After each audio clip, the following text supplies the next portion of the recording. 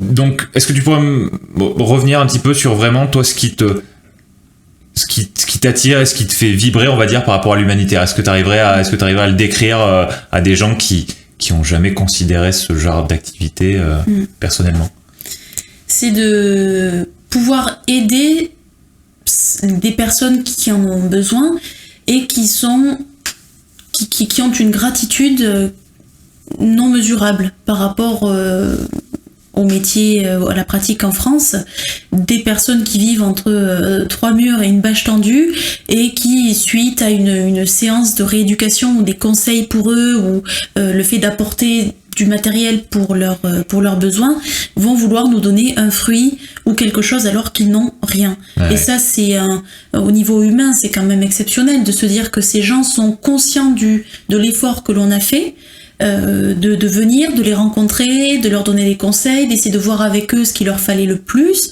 Finalement, les massages, on se rend compte que ce n'est absolument pas indispensable, en tout cas dans mon métier et puis dans l'expérience que j'ai, mais c'était surtout comment arriver à vaincre certaines choses, des personnes qui avaient eu des AVC ou qui avaient des pathologies assez lourdes, et finalement de former la famille, de former les proches, ce qui à long terme était bénéfique.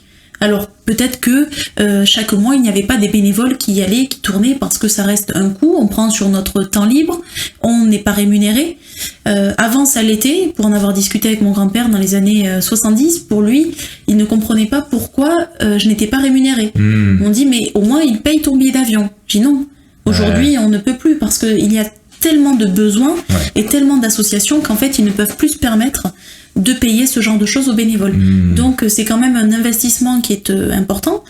On va dans des pays plus ou moins sûrs, où les climats peuvent être très différents, où la nourriture n'est pas la même, donc le corps est un peu mis à rude épreuve. À Madagascar, donc il y avait quand même des bâtiments tout à fait normaux, mais les douches étaient prises avec de l'eau de pluie, il y avait des gros bacs pour recueillir toute l'eau, on la faisait chauffer ou pas, et puis après on avait notre petit seau d'eau avec un petit broc.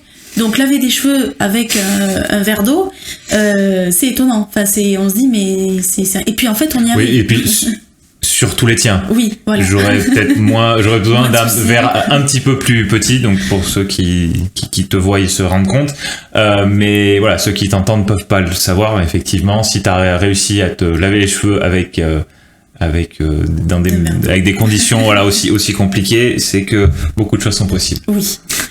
Et puis finalement c'est là aussi que j'ai réalisé que je pouvais me doucher avec un demi-seau d'eau. D'accord. En termes de quantité je comprends bien.